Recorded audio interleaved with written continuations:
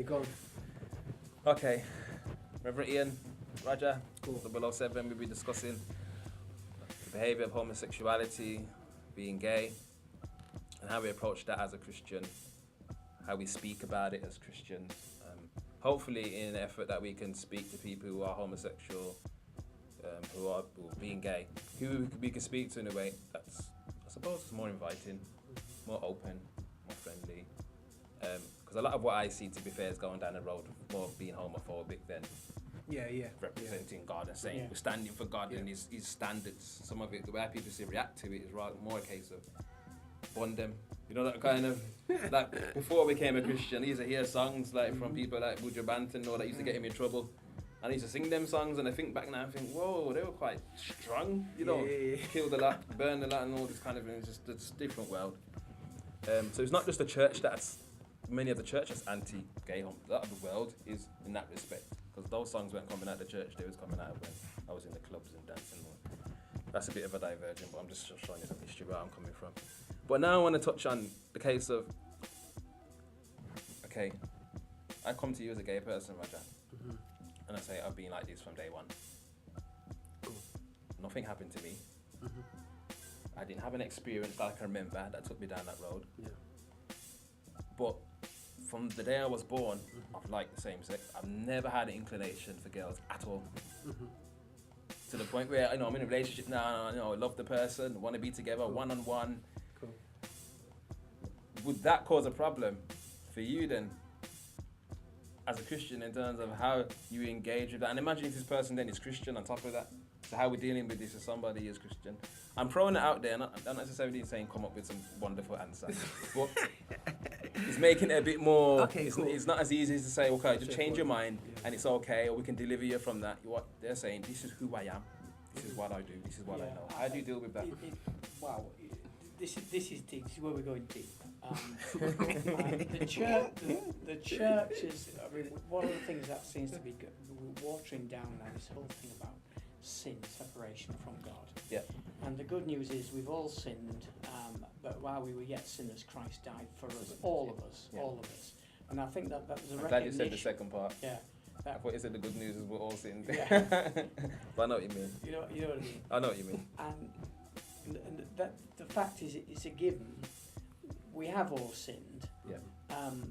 And yet in God's love, He sent Christ who died for us, and in fact to restore us into a relationship with God. Now, how did sin come in the first place? We've got to go back to Genesis, and there we get the story, the blueprint, God's blueprint for our relationship in God. God's relationship with us, with Adam, the first man, Yep. and then it was not good for Adam to be alone, and with Yep. the creation of Eve, the first woman, Yeah. and marriage as between a man and a woman, which Jesus The covenant. refers to, Yeah. the covenant of marriage. Yeah. So I'm going to put as it were, nail my colours to the moment in this ongoing debate. Yeah. For me, marriage, I only can recognise marriage as between a man and a woman. That doesn't to say that in there are other relationships which we need to look at. And I have been challenged by, I would say, Christians who say I was born gay, Yep. and are in a one-to-one, Yep. and they would argue monogamous relationship, Yep. and that's between them and God. I'm left to judge. I don't know. Mm-hmm. And they display lots of things that we would want to affirm in Christian marriage, Okay. namely faithfulness, Yep. forgiveness, responsibility, keeping promises and vows. Lots of things, and I'm being challenged in terms of my teaching on marriage between a man and a woman, procreation, sex as a gift from God for marriage. All this is part of the nature argument which we find in Genesis, and we've got to address this. And I think this is where, and the church, there's lots of views prevalent at the moment. Yeah. And why we've for our discussion now on where we're going, and I'm saying, Lord, that there are things I don't understand at the moment. I really don't. Fair. And I come back to my my understanding of the Bible, God's word, and as I see Genesis, as I see Adam and as I see Christ, and the sin, the fall, the whole thing about why Christ came to put us right with God. And in that mix is our sexuality, Yeah. and what is of God, and what has come about as a result of the fall. So, do you think it's a part of our corruption then, in terms of why somebody can say, again, back to that person, yep, I'm gay, being like this from day one, this is who I am? Is that an admission to say, okay, yes, you are that way, but the reason you are that way is because of how the Bible explains about the corruption of mankind, the fall, and that makes it possible for someone to actually be born that way and is that way? Is that what you're saying, or are you saying actually no? I think it's part of the discussion we must have about how we understand the blueprint, God's blueprint as we have in Genesis. Yeah. I mean, that it brings in this, as I keep going back to human sexuality. I'm not dodging the issue. Okay. Because I think it raises issues about singleness, about a person's calling to be married to Christ in relationship rather than to a person, to a woman or to a man. Yeah. So it's part of that. I think what's happened since the fall and sin coming into the world, lots of things have come in and have been passed down which were not of God. But we've almost made it become part of who we are as human beings. Okay. So, I don't know if I'm totally clear. I think I'm clear on what you're saying. I suppose we've got to unpack it a bit more. I think I see where you're going. Like, for me though, it still sounds as though we're saying, because of sin, because of what's happened, because of the fall, mankind has gone this way, which has almost made it. It is where it is. Sexuality is being perverted. Now, I don't want to put words in your mouth, but it's being perverted because of God made man, God made woman to be together, but now you have variations of that. And there's something I'll talk about which has a good spin and what that actually could mean to us. I want you to say your part because I know you're thinking now. I can see you got something to share. Oh, me. But if I don't put words in your mouth, but that's I think what I'm hearing.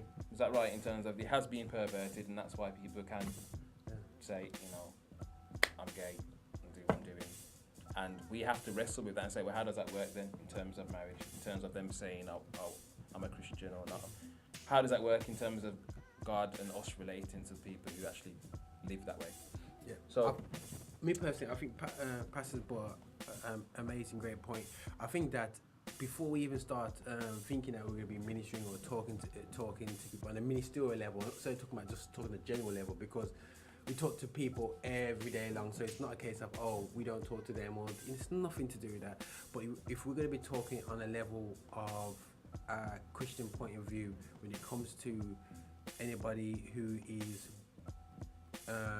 whatever, doing something that's against what the word is backed up, we need to know our stuff and we need to be grounded, because as Pastor says, is that when you're talking to people and their lifestyle, their character, the way they are is almost angelic, yeah, but yet you're going, hold on, but how can, and it ends up being a challenge to yourself, yeah.